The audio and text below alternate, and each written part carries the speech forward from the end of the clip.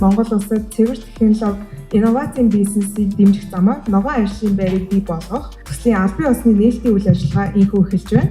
Монгол Улсын засгийн газраас ногоон шилжилтийг дэмжсэн хөгжлийн зорилтуудыг бэхжүүлэхийг нэн тэргүүний зорилт болгон ажиллаж байгаа. Иргэд дунд үйлдвэрлэлийг хөгжүүлэхийн тулд үндэсний хэмжээнд томоохон төсөвтрийг хэрэгжүүлэхийн тулд цаашдаа үргэлжлээд маш олон төсөвтрийн салбар хэрэгжээсэй гэж хүсэж байна. Development Solutions NGO and CCRCC and the many financial institutions represented here today for their commitment to the green transition here within Mongolia.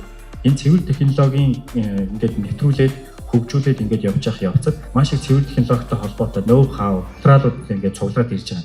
Ганц энэ цэвэр технологийн төгсөл маань өөрөө ганц Монгол улсад биш, дэлхийн 15 16 орнд бас яг зэрэг хэрэгжиж явж байгаа. Монгол улсад агаарын дундаж температур 1940 оноос 2.4 Цельсиээр нэмэгдсэн. Дэлхийн дунджаас 2 дахин их дулаарл явагдаж байгаа.